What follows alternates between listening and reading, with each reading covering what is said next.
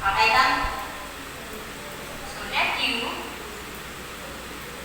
So, itong mga let u deal na yan, napaka-importante niyan sa atin. Kaya kailangan alam mo yung process ng pag-let u deal.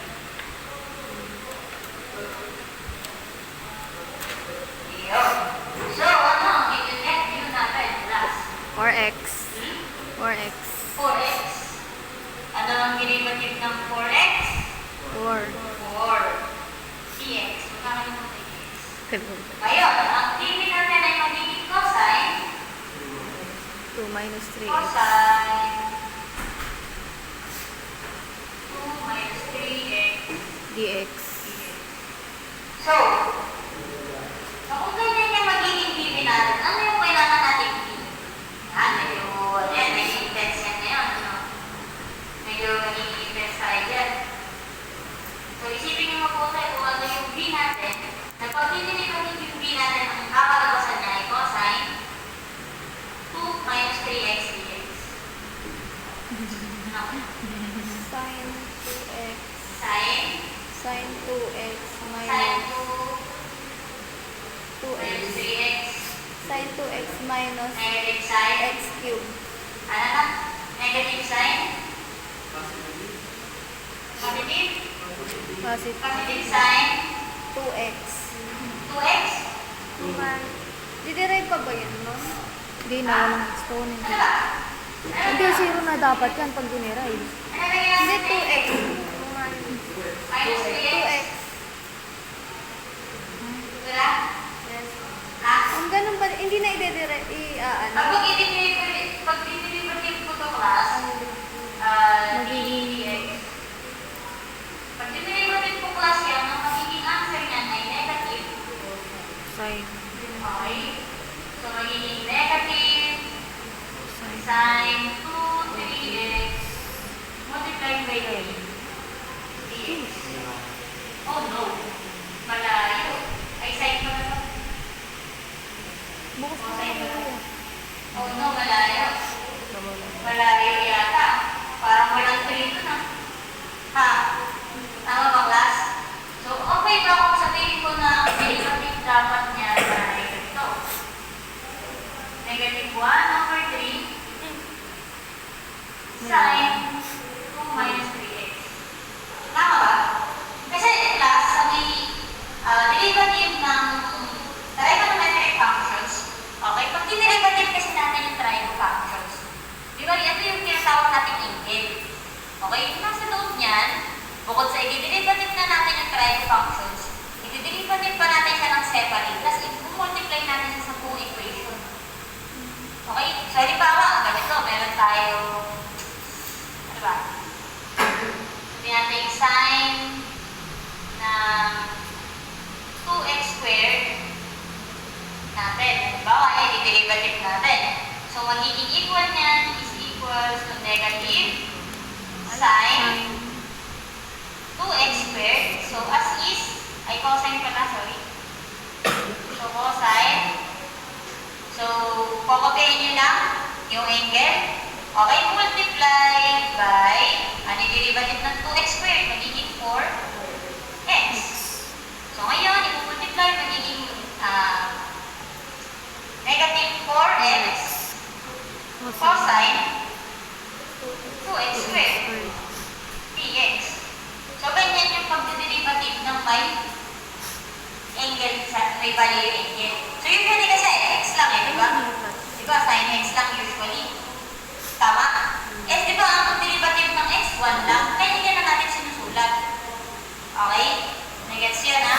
So, ito na yung sulat ko, okay? Correct ko, ha? Tandaan niya yun. Napakalampol niyang class. Lalo sa, ano? Sa isusunod na nagiging na niya. Nangan. Sa DE, differential equation, na magagamit niya yan. Gamit na gamit ko ito na yan. Okay, so magiging negative 1 over 3 sin ng 2 minus 3. Okay, go. So ngayon, nadadala na natin siya sa ganitong form. Tama? So,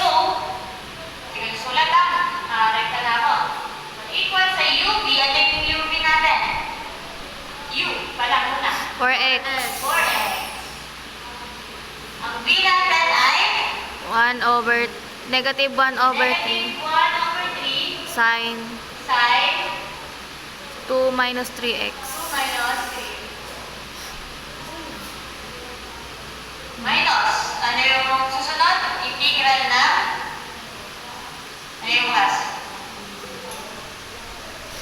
Ha? B. Ano yung B natin? 4x. Negative 1 over 3 Kala ko din. sine ng 2 minus 3x. Okay? Multiplied sa du. Ano yung du natin? 4dx. 4dx. Okay. So ngayon, okay lang. Gawin ko. Mag-multiply ko itong dalawa. Pwede yan, di ba? Magiging equal yan sa 4x over 3. Sine 2 minus 3x. Kasi may pinag-multiply natin sila, tama? Ngayon, minus. Okay. So, mag-multiply din natin ito, tama? So, magiging equal yan sa integral ng negative 4x ng sine 2 minus 3x dx. Okay? So, ngayon, since itong part na to, ito, ay constant, pwede natin siyang ilabas sa integral. Okay lang?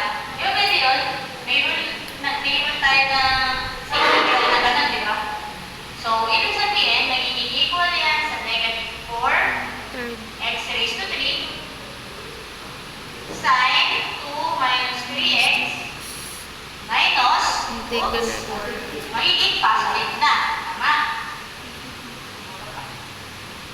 Positive 4/3. Okay, so integral ng sine 2 minus 3x. dx. Kaya na mga integral yan, class? Pwede na.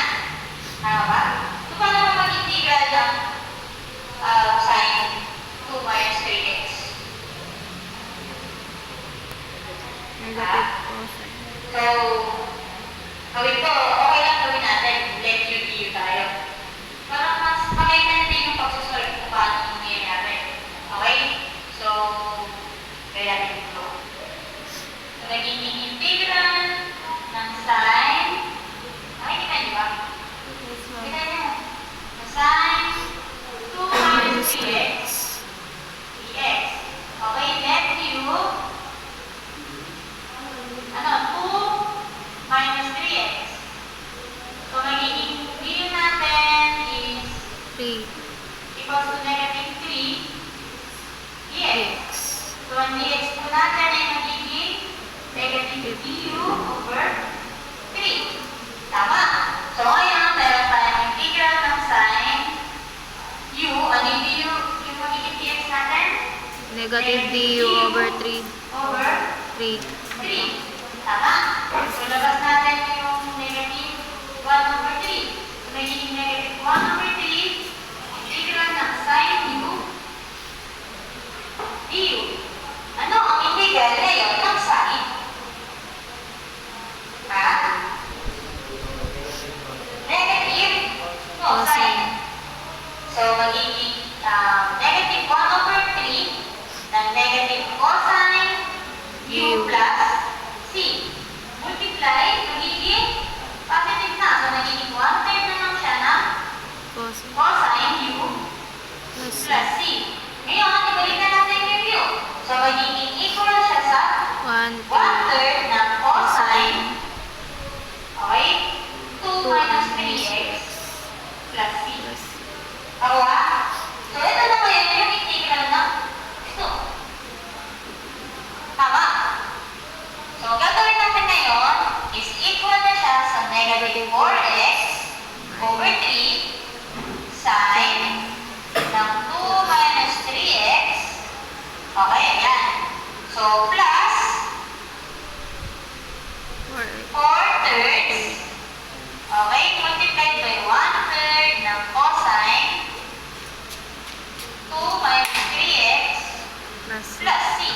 So, pag pinag-multiply natin sila, okay, sulat ko muna to, magiging negative 4x over 3 Sine sine 2 2 minus minus 3x 3x plus may plus 1 times 4, 4, 4 3 times 3, 9. Magiging 4 over 9 cos cosine ng 2 2 minus minus 3x 3x plus C. plus c. At yan na yung sagot natin sa problem na ito. Nakuha ba?